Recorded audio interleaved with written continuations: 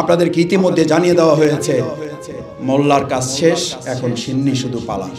আর এবার আমরা বলতে চাই, যদি সিন্নি খেতে হয় তাহলে মোল্লাকে চিনি সিন্নি খেতে হবে, মোল্লা বাদ দিয়ে আর কাউকে সিন্নি খেতে দেওয়া হবে না।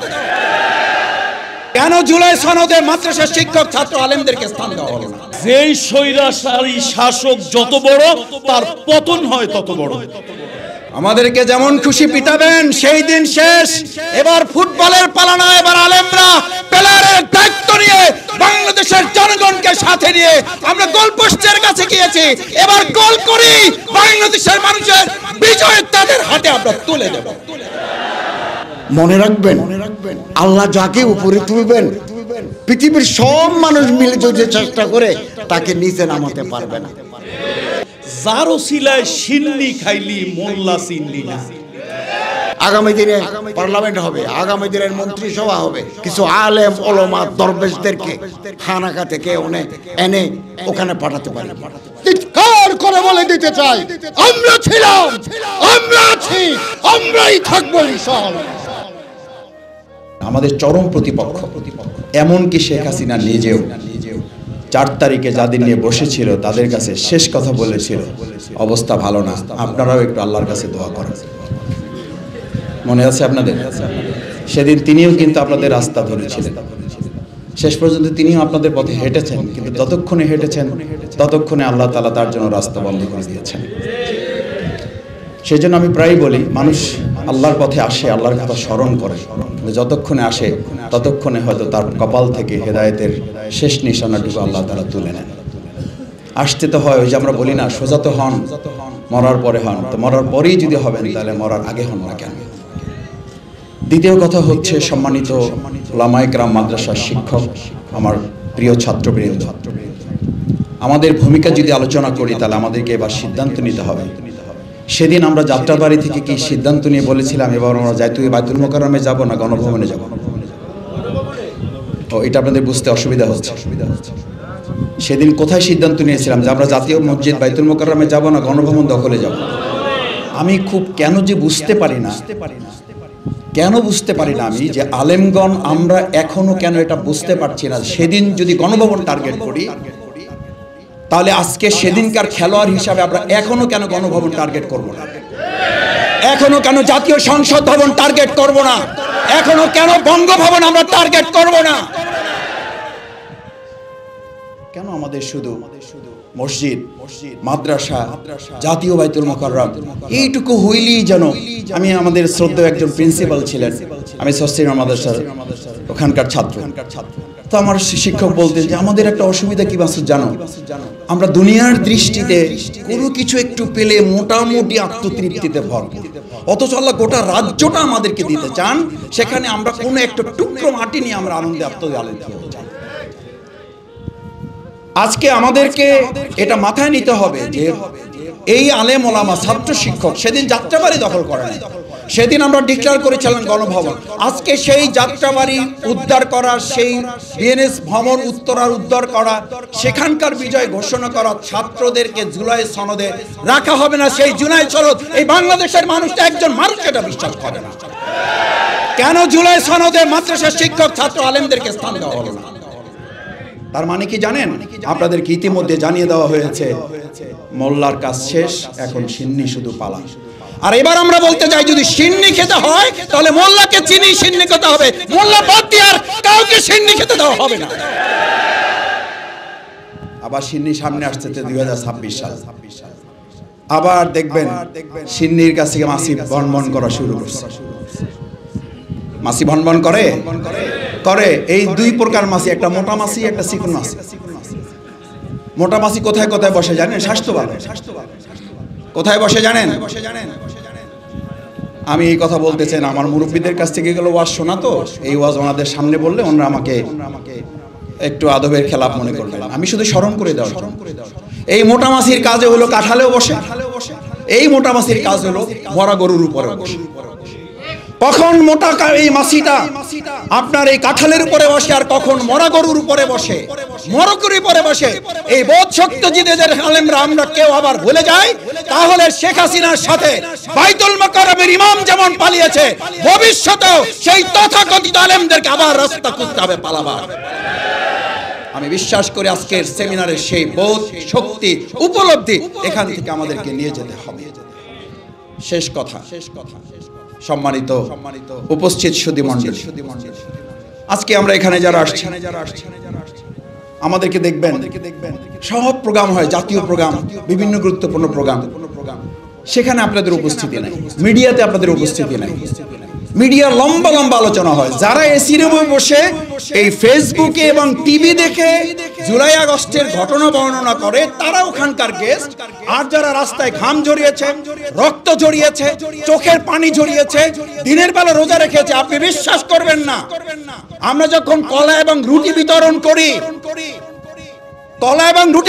করি, এরকম অসংখ্য ভাইকে বলতে শুনেছি, মাসুদ ভাই আমি তো এখন কলা খাবো না, আমি তো রুটি খাবো না, আমাকে দেন, আমি আরেকজনকে দেবো। কেন খাবেন না? বলছে মাসুদ ভাই আমি তো রোজা রেখে এসেছি।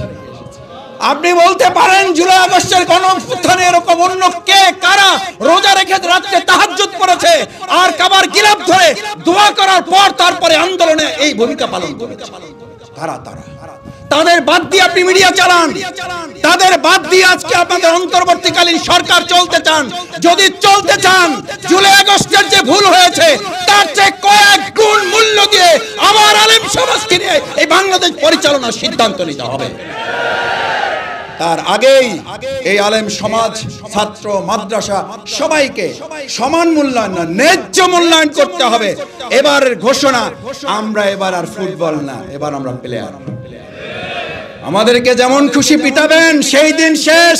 এবার ফুটবলের পালা না, এবার আলেমরা প্লেয়ারের দায়িত্ব নিয়ে বাংলাদেশের জনগণকে সাথে নিয়ে আমরা গোলপোস্টের কাছে গিয়েছি, এবার গোল করি, বাংলাদেশের মানুষের বিজয় তাদের হাতে আমরা তুলে দেব।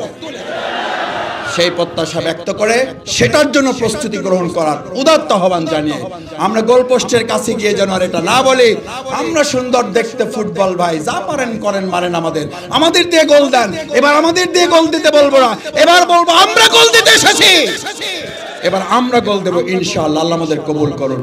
আজকে আমি যাদের সামনে কথা বলছি তাদের ব্যাপারে ১,৫০০ বছর আগে আল্লাহ কোরআনুল কারিমে বলে দিয়েছেন, হাল ইয়াস্তাবিল্লাযীনা ইয়ালামুনা ওয়াল্লাযীনা লা ইয়ালামুন। আমরা সেই মন্ত্রে উজ্জীবিত হয়েছি। সূরা তাওবার ১১১ নম্বর আয়াতে যেমন করে আল্লাহ বলেছেন, ইন্নাল্লাহা ইশতারা মিনাল মুমিনিনা আনফুসাহুম ওয়া আমওয়ালাহুম বিআন্না লাহুমুল জান্নাহ। আল্লাহ রসুল ১,৫০০ বছর আগেই বলে গিয়েছেন, খায়রুকুম মান তাআল্লামাল কুরআনা ওয়া আল্লামাহু। আর সেই দৃষ্টিকোণ থেকে এই হল রুমে যারা অবস্থান করছি, কে কি বলল, কে কি জানালো, কে কি শোনালো, সেদিকে আমরা কর্ণপাত না করে আমাদের ওভার কনফিডেন্স, আমাদের আত্মবিশ্বাস, নবীর কথা অনুযায়ী আমরাই সেরা মানুষ। সুতরাং কারো কথায় আমাদের মর্যাদা কমে যাবে এটা কখনোই সম্ভব নয়। শুধু আজকে নয়, শুধু ৩৬ জুলাই, শুধু ২৪-এ নয়, এই পৃথিবীতে অবদান রেখেছে উলামায়ে কেরাম।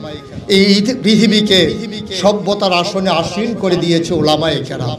সেই ১,৫০০ বছর আগে আয়ামে জাহিলিয়াতকে দূর করে দিয়ে হেরার রশ্মি দিয়ে আলোয় উদ্ভাসিত করে দিয়েছিলেন, গোটা পৃথিবীকে রাঙিয়ে দিয়েছিলেন নবী মুহাম্মদুর রাসূলুল্লাহ সাল্লাল্লাহু আলাইহি ওয়াসাল্লাম। তার এই ধারাবাহিকতায় হযরত আবু বকর সিদ্দিক মুরতাদদের বিরুদ্ধে বজ্র কঠিন হয়ে তিনি প্রমাণ করে দিয়েছিলেন, দিন ছিল, দিন আছে, দিনই থাকবে।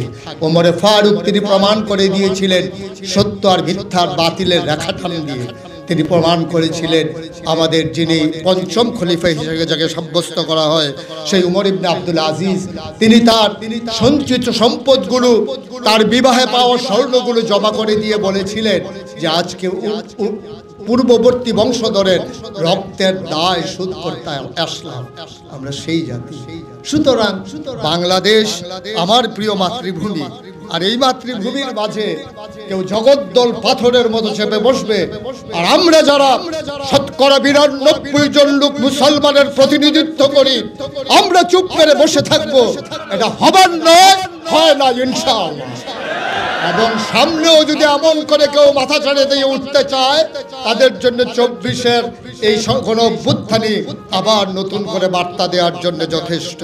শুধু আজকে এই ছাত্র জনতাকে, ওলামায়ে কেরামকে মনে করিয়ে দিতে চাই, যেমন কবি ফররুখ মনে করিয়ে দিয়েছিলেন, অথচ আধার পর্দা পাড়ায় ভোর হলো জানি না তা, নারঙ্গী বনে কাঁপছে সবুজ পাতা। দুয়ারে তোমার 7 সাগরের জোয়ার এনেছে ফেনা, তবু তুমি জাগলে না, তবু তুমি জাগলে না।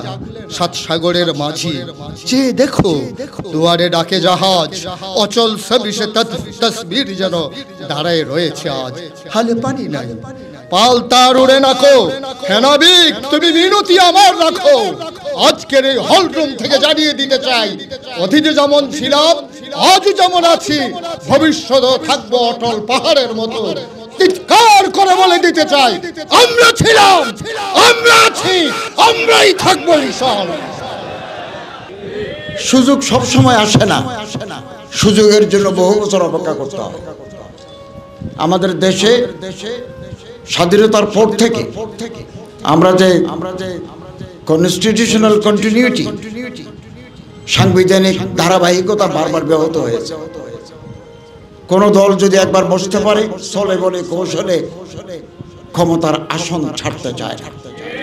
ফলে 54 বছরে আমার এই দেশে গুড গভর্নেন্স, সুশাসন, রুল অফ ল, আইনের শাসন, একটা কল্যাণ রাষ্ট্র প্রতিষ্ঠার যা আমাদের লালিত স্বপ্ন, বারে বারে এটা ব্যাহত হয়েছে।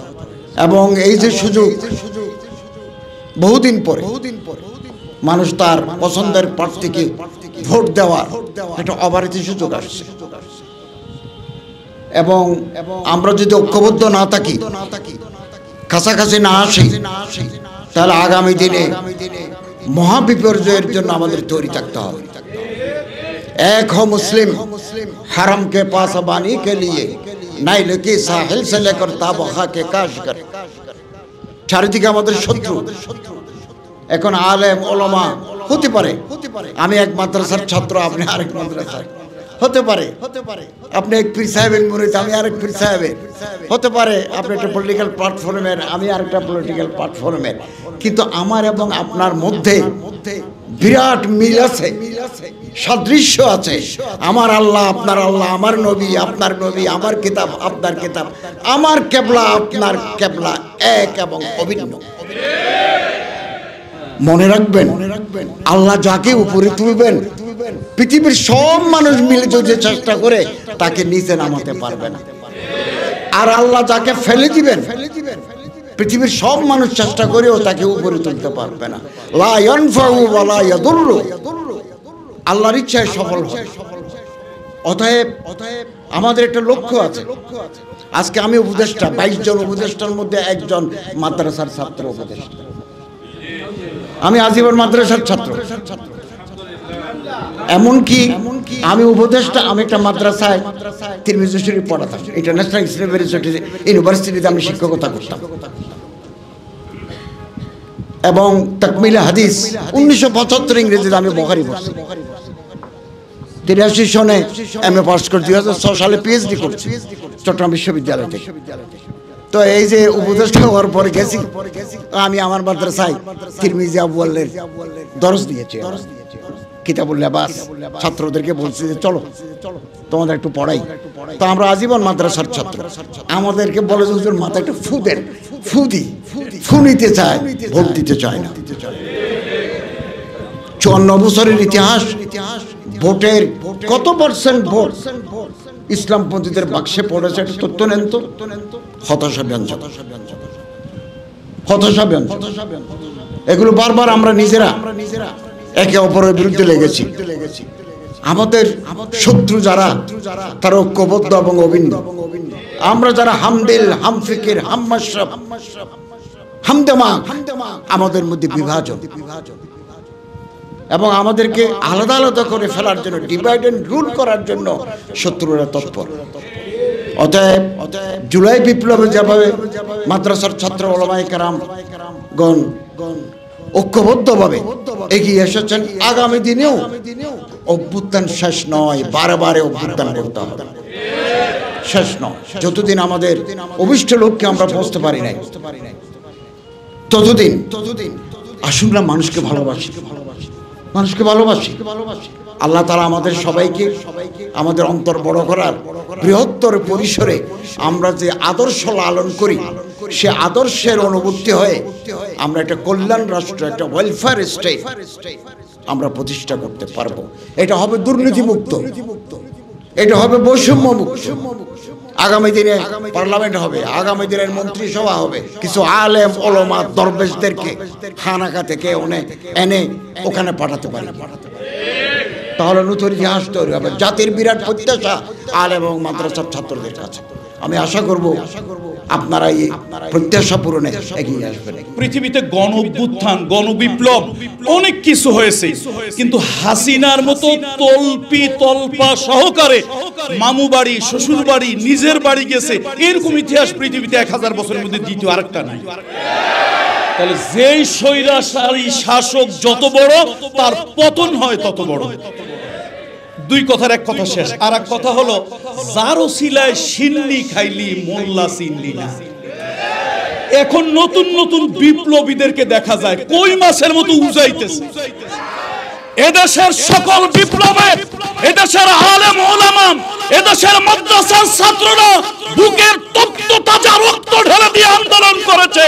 যাদের জন্য ক্ষমতা পেয়েছো, যাদের জন্য পার্সেন্টেজ পাচ্ছ, যাদের জন্য এমপি, যাদের জন্য উপদেষ্টা হয়েছো, যাদের জন্য তোমরা নেতা হয়েছো, আজকে তাদেরকে তোমরা চিনো না।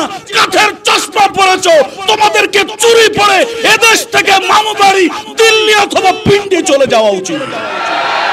এদেশের প্রত্যেকটা আন্দোলনে আলেমদের ভূমিকা ছিল, মাদ্রাসার ছাত্রদের ভূমিকা ছিল।